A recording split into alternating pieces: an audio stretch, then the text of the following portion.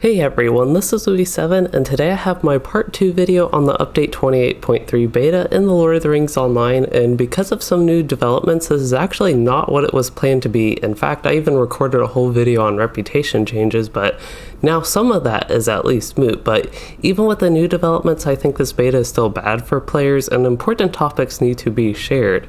And first, stepping back, as a reminder, my first part on this update covered the legendary item grind and how that was quite a bit worse than the first version of the beta, and then I did introduce how it also works to limit player freedom, which was and still will be a bigger topic for this video later on. I also do want to point out, if you hear a lot of noise in the background, it is very windy and very noisy, so hopefully that's not too bad. But moving on, for this video, I want to talk about the improvements that have been made for the beta, and then talk about what still needs to be done for the update. And then finally, I still want to share some ongoing issues with the game, and most notably on player freedom, as I've planned before for this part too. Anyway, the first thing is the changes to legendary item empowerment scrolls.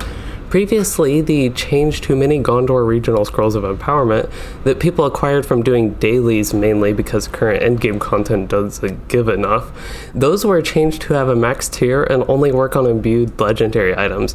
The max tier that they had was actually lower than the minimum possible legacy tier for legendary items, making them 100% useless unless the fringe case you were on a legendary server, where they could upgrade I think about 2 legacy tiers. But setting that aside, the new updates have it so that the Dol Amroth Quartermaster has max tier 44, which as far as I know is still actually won't be usable at all on the regular servers. So for what is probably over 95% of the player base, these are non-functional items that will definitely confuse and frustrate beginners because they will not work at all unless, I will note, unless they have been changed to also work on non-imbued LIs. If they do work on non-imbued LIs, then they still would at least have a function, but otherwise they're completely useless, which I think honestly this just could still be an extra confusing problem that needs addressing. But moving on, the next addition is, for the next change in the patch notes here, we have the Rangers of Ithilien Quartermaster and the ones in Minas Tirith. The Scrolls of Empowerment will have a max tier of 59 now. And then for the next 3, they've added 3 new sources of Scrolls of Empowerment actually. So the daily and weekly quests at the Quartermaster for Host of the West will have max tier 59, and then max tier 69 for Restoring the Three Kingdoms quest in Northern Mirkwood. And finally, a max tier 79 will be added to the Protectors of the Beornings, Elves, and Woodmen quest in the Vales of Anduin. These are, as the post highlights, to bridge a little bit of the gap in available scrolls for solo landscape players at the level caps of 105, 115, and 120. And for me, this was quite a frustrating time for getting Scrolls of Empowerment. I am all too familiar with the issues of hardly being able to get those there.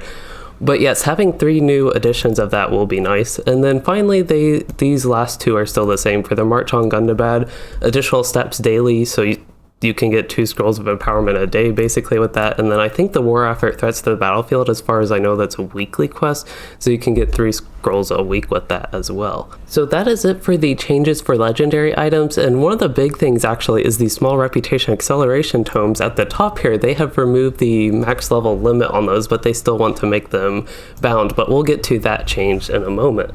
So the big positive additions we saw there were first the max tier increase on the South Ithilien and Minas Tirith scrolls, but the potentially significant changes were the additional scrolls added to a select few repeatable quests for level 105, 115, and 120, and the additions for the War of Three Peaks, weekly rewarding 3 and daily rewarding 2 scrolls with max tier of 83 is unchanged. And just so you all know, the current max tier level cap is 83, so these work to get your LIs maxed. But in summary, we really got a few more ways to slowly acquire tier cap scrolls for levels 105 to 120. And you can use the Gondor and Minas Tirith ones for at least a little bit, especially longer than you used to, because you used to not be able to the first version of this beta. But besides the new scrolls, the changes to the Gondor ones will still increase the grind for many players, having it nerfed so they have a max tier. It also will still limit what players can do to empower their level 100 imbued legendary item. It removes choices from player freedom, as we talked about in the last part as well. So even though these changes are improved from the original version they still leave us in a worse position than before. And this is a bit off topic, but thinking broadly, when a game gets a new update, shouldn't players expect improvements instead of like the game getting worse with updates? And I feel like this update is the opposite of that, because it does, to me, make the game worse. This will become an ongoing issue, but I think the max tier limitation will only add confusion and stress, and yes, stress to a game that is meant to be fun, and especially for like beginners and players that are new to the Imbued LI system. It just increases the mess of an already messy system. Like, if I spilled a pot of spaghetti and decided, well, what if I just spilled chili there to make it better, that would obviously not clean anything up and only make it worse, and that is exactly what this update is feeling like to me. But moving on from that, we are seeing some good new things coming now with the new scrolls being added to level 105, 115, and 120 quests. These should help players, especially solo players who wish to grind dailies and weeklies in the first place, to be able to do that at these different ranks of legacy tier cap ranges. Compared to before, this is of course a purely beneficial thing. But I only feel like it doesn't actually do much to improve the LI situation, oddly. And it's especially because of the increased problem from the rest of the update with nerfing the Gondor scrolls, basically. And plus, I don't think these new scrolls will actually help the average leveler when those dailies and weeklies are already going to be locked behind reputation, or they are quest gated, or just something like that. So for people who don't use the reputation boost, which is another big topic of this update, and people who never did these regions or when they were actually released, and the regions I'm talking about, like North Ithilien with Host of the West, and Northern Mirkwood and Vales of Anduin, with the release of those, they likely won't ever benefit from this change, because I personally, at least, I don't know hardly any players that would actually run dailies and weeklies for an old level cap compared to continuing the story and questing in new zones and areas as they progress through the game, because that's where you go next usually. But anyway, those are the big changes to LIs, and now I do want to take a moment to look at kind of the big picture things. So first off, I think there are many issues with Imbued LIs and the grind. And of course the focus for today is the grind. And I think it's most simply put that new content is not rewarding enough and does not give players enough scrolls. Each Imbued LI needs roughly 230 scrolls of empowerment to max out their legacies to the current cap to match the latest level 130 content.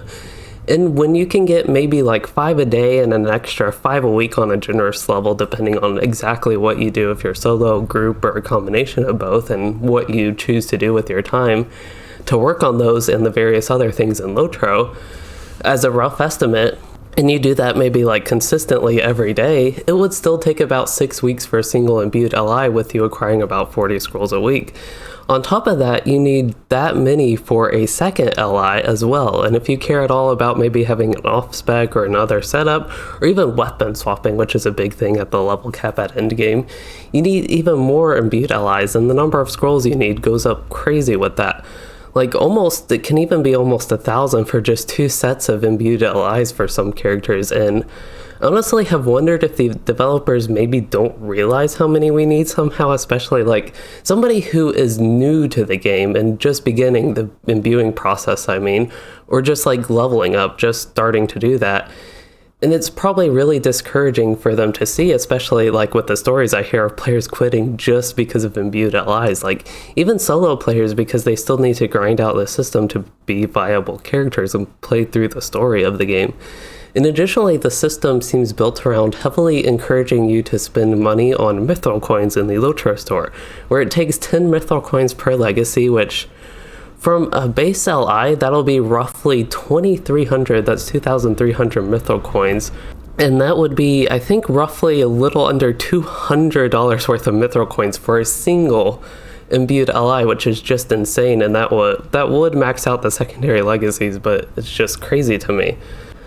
But we'll set that aside for now and talk a little bit about the idea behind the changes to these scrolls of empowerment.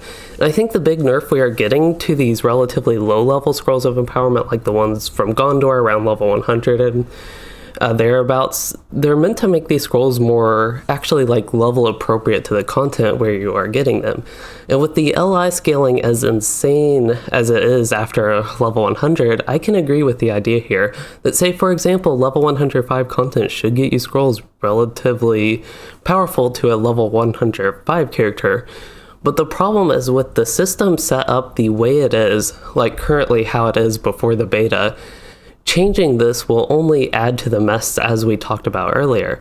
And I don't want to repeat myself too much, but in the big picture, having many different tier caps with scrolls just adds confusion and complexity, and it adds to the grind because you lose the degree of freedom to do what you want for what used to be plain like influx scrolls of empowerment. I also think it would ultimately devalue the solo player experience where you need to be more in check with making sure you aren't like putting in effort to get scrolls that are too low of a max tier and just making sure you have all your stuff straight with that for your character. And I guess in summary, because I feel really rambly right now, I just think this is a bad update to LIs, and changes like this make the system worse and will work to drive more and more players away from the game, which is definitely not a good thing. And that is why I want to include this next section actually in a few minutes, talking about what I think still needs to be done in this update. But before that, there is one more thing we gotta touch on, which is the reputation changes we got. So they have now gotten rid of the level 100 cap on the small reputation acceleration tomes you can barter for at the skirmish camp, but they will still make them bound to account, and I usually am not a fan of this type of change, because it does limit trade in a game that I think honestly LOTRO greatly benefits from having items like these and Scrolls of Empowerment unbound. So I'm still not a big fan of this change, but it is significantly better than having the level 100 cap on them before.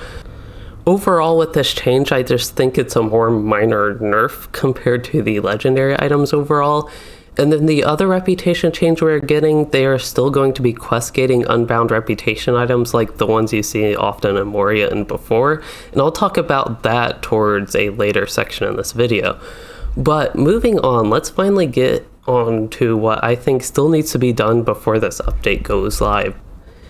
And honestly, other than a complete rollback of these changes, I think they foremost need to address these Scroll of Empowerment issues. So as you can probably tell in this video, my last video, and just in general with my content the past few months, I don't think this max tier approach to LIs is a good idea or solution to the Imbued LI problems that exist in LOTRO. It's relatively unnecessary, it's complex, it's going to be confusing, and it restricts player freedom. This is also true from Standing Stone's point of view, where I feel like there's a lot of developer work done on this idea that doesn't really do anything actually beneficial for the players or the game, and that dev work can maybe be spent in a better area, perhaps like on a full LI revamp that is very much needed for the game.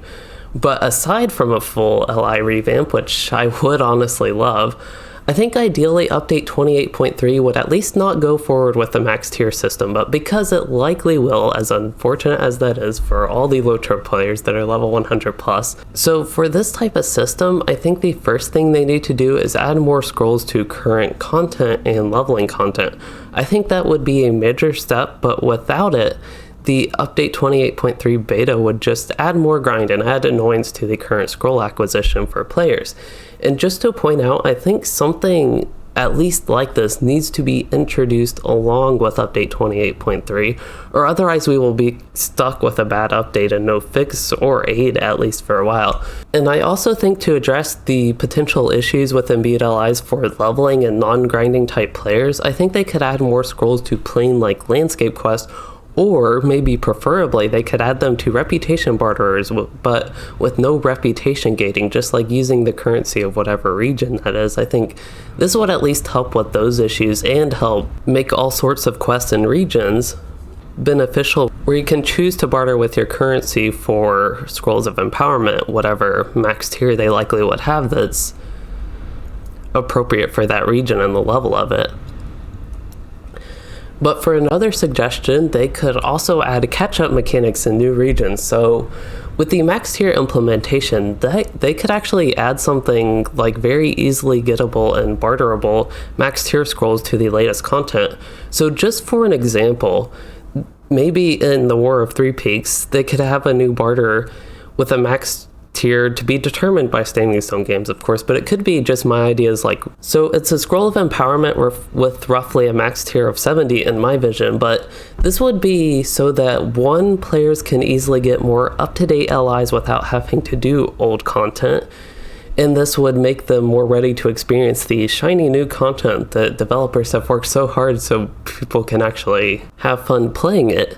And two, this would prevent the easy acquiring of these scrolls from allowing them to get to the cap, so they're not getting like already to the maximum very easily because it has a max tier implementation.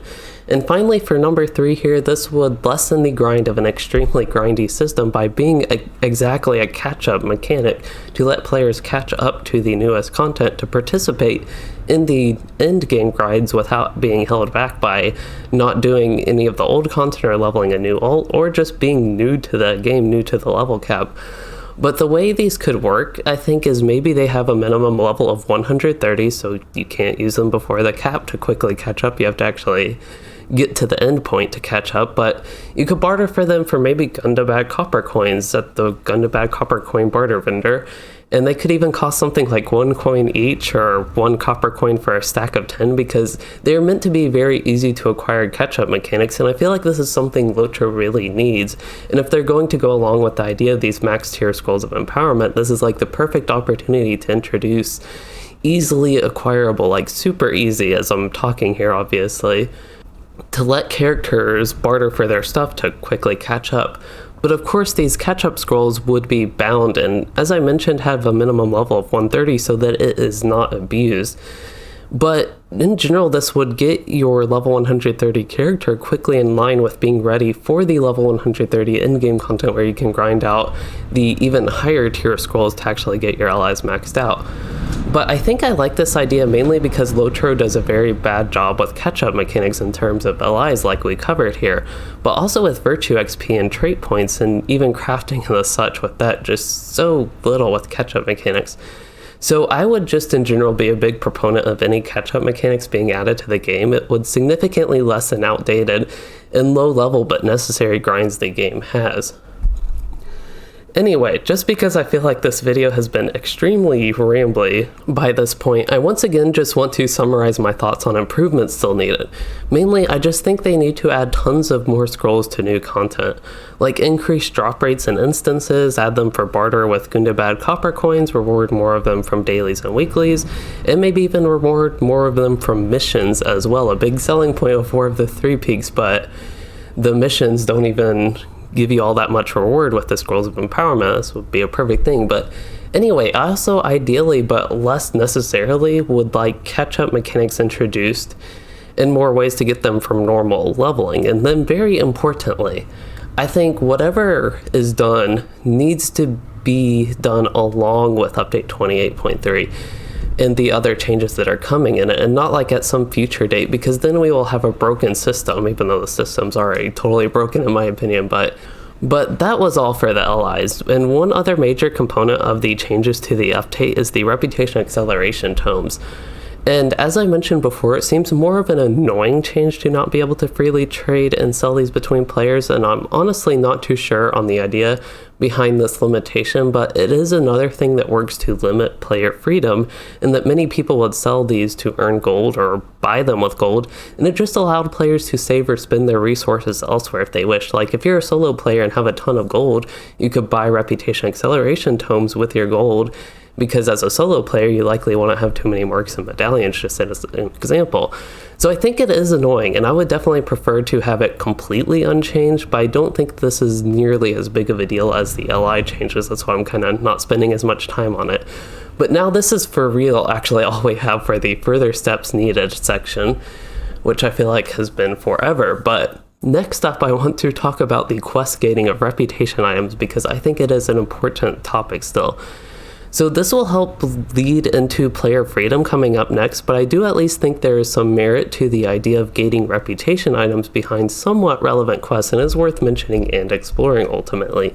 So gating rep items behind quests brings the idea forward that you need to have some association with the rep faction before you use one of these rep items and go through the reputation system with the game.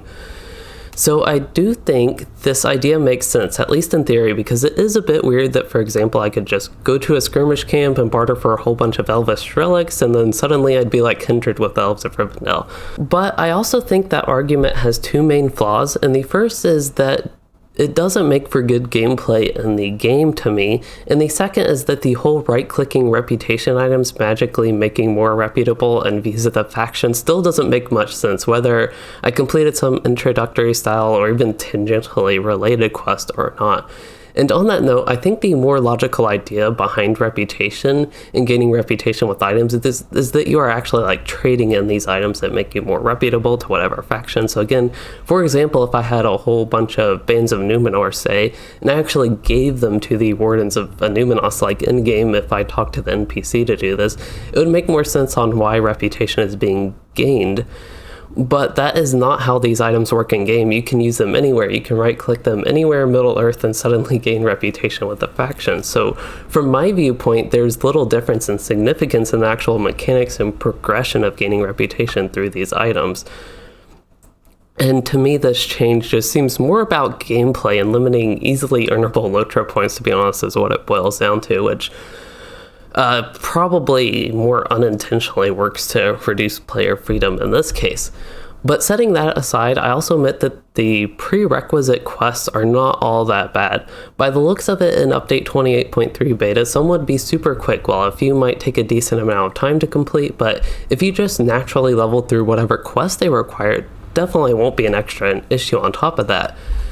And we even already at least had a minimum level requirement before this update, so you could say it's just like a little bit of an extra step. But to me, it is that exact extra step that I don't think should be required, because there is already the level barrier. It's just another annoyance, another extra annoying step on that. But moving on, finally, from Standing Stone Games' perspective, this is probably all about adding a barrier to LOTRO point farmers, as I mentioned, because right now it is not super easy, but it is a little bit easy to just buy these rep items and level it all up to near 50 and not even have to worry about like these quests, and ultimately you can gain like, I think it's 50 LOTRO points per faction, and there are quite a few factions. I think there are actually 8 total, so that is a solid couple to like few hundred potential LOTRO points on each character somebody makes, and they're not super easy. You have to get a ton of rep items. They cost a lot of marks and medallions from the skirmish camp, or you could buy them if you're fortunate enough to be on a server where people actually sell them on the auction hall. You could buy them for gold there, but you still, at least on Arkenstone, they're relatively expensive. You have to have a decent amount of gold to make decent reputation gains and make decent LOTRO points gains, and you still have to spend all that time leveling it alt up to 50. But anyway, let's just totally contrast Standing Stone Games' perspective with the player perspective, like the one I would have as somebody with a ton of alts that I can do this on right now. It still takes quite a bit of effort or gold, as I mentioned, and ultimately what this little addition to the overall time consumption does is really nothing to the actual gains of LOTRO points. So it feels, I don't know, more annoying and limiting rather than actually if they wanted to nerf the LOTRO points you gained or something like that. It doesn't really do that, because you just have to spend a little bit more time to gain these LOTRO points, which is still probably what they want. As I mentioned, more annoying and limiting. It's a little bit slower at that, but it ultimately just, I think, results in another degree of freedom lost in the game, because you will no longer just be able to use these when you get high enough level. Anyway, I feel like I will keep repeating myself with saying it's limiting, especially I've been recording this video for quite a long time now, but it's just limiting, restricting, and annoying. So I will leave it there as we talk more about player freedom and LOTRO with things other than that.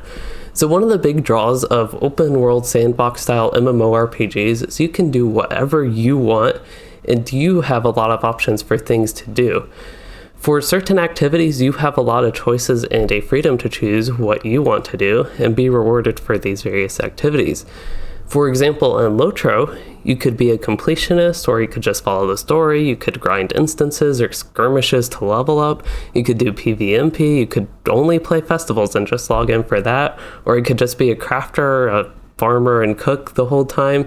But you can really just do anything. The possibilities are almost limitless. There are a maximum number of things in the game, but Basically, you get to choose how you want to play in a way that will maximize your fun in the game, and to me this is one of the big appeals of the genre. Well, one of the most common playstyles in the genre and in LOTRO is for endgame and endgame progression systems. I personally enjoy that style and like to participate in endgame activities, and with LOTRO, however, over the years they have increasingly limited player freedom with various changes. First off, you have to do very specific questing content for trait points, like West Rohan, which is personally my least favorite region in the entire game, or Central Gondor, which I actually like, but disregarding my opinion on those zones, both have the same issue in that for your character's long-term progression and power, you are limited to doing that specific old and kind of outdated content, especially if you choose to not level through those regions, which it may not be a problem for like a single character like your main if you only play one, but especially if you play alts, it is quite frustrating, or just like don't like those regions and want to skip them if it is your main. And it's overall frustrating, as I mentioned, a grindy feeling, and ultimately it works to limit your freedom to, say, like level and progress towards endgame how you want. And I will give one counter example in that Virtue XP, the Virtue revamp from 2019, actually increased player freedom by making there a generic Virtue XP given by deeds instead of deeds giving specific virtues. So the system itself is somehow even more grindy to me, but I honestly think it is good because it gives players more freedom to level which virtue they want from any deed in the game. And another big endgame system is legendary items, as we have covered ad nauseum now. So we have fewer options for the insane imbued legendary item grind, limiting our freedom of options there, even though I do personally think that the new content should be good enough that you wouldn't even need to run the old content in the first place if you didn't want, because you actually get rewarded from the latest content in the game, as crazy as that is. But setting that aside for now, I think changes like those in Update 28.3 beta especially limits freedoms for solo players who actually just like adventuring or questing or leveling in that general playstyle, because you can no longer like use your Gondor tokens to help your imbued allies all that much, because those scrolls as they are in beta now are kind of useless after a certain legacy tier, and potentially, as far as I know, completely useless, the Western Gondor ones, because they predate imbuement. But it's still weird to me to have something totally useless, so I feel like I must be seeing it wrong or something. But anyway, setting that aside, also as a solo player, if you choose to do the solo content, even if it is more efficient, it's actually only useful for so long because the new stuff will have max tiers, so it's only efficient for just a little bit. And you can only get so few scrolls per day with dailies and weeklies. It's all limited with that. So in general with that, you are also kind of pushed back to the inefficient group content, which as a group player you might not mind running, but it's still less efficient, which is annoying and overall just a limiting type of thing to me. But anyway, the changes to the Reputation Accelerator tomes that we have also covered a lot, they limit freedom, but I don't think nearly as much as before they removed the level cap from those. So they still do limit freedom for players to participate in the trading and selling aspect of them, which, as I mentioned, that lets these players more freely use their resources of gold and marks and medallions as they wish. So now it is still going to be not great for solo players because it is quite difficult and slow to get your reputation up, and these offer a tremendous help. So now if you want to get your reputation up because you enjoy that as a solo player, maybe you're a solo player semi-completionist and just like getting your reputation up, you can no longer use your gold to buy these from other players, so you have to do like some sort of content to get marks and medallions, and by far, like extremely far, the most efficient way to do that is group content, even if you actually don't even want to as a solo player. That avenue of fun, because you can't get the reputation acceleration tomes as you could before. But anyway, that was just a long drawn out example. On kind of that final note here, I want to wrap this video up on a more positive note, because I do not like being negative for this long. And I think LOTRO does offer a lot of freedom for players still. And for me, as changes like the ones we see in Update 28.3 come, that make endgame even more annoying somehow to me, I will utilize that freedom and continue to choose to not play endgame as frequently as I would if the changes were never made. So kind of like a hinted at way back in my endgame and LOTRO video, you will likely see an increased focus on questing, leveling, and playing with my kinship rather than playing with the endgame grind in the future until they actually do something to improve it. But alright, that is all I have for y'all in these two parts. I would really appreciate hearing y'all's thoughts because I don't know, maybe in this video it's just been so long and rambly because I think these are really important issues, but I also feel like I might be being overcritical or something like that. But again, I thought these were important topics to share. And anyway, I hope you all did enjoy this video and maybe learned about reputation and legendary items and player freedom and the update 28.3 beta and all that. And if you did, please consider liking and subscribing for more or becoming a channel member to support the content. And thanks for watching, everyone.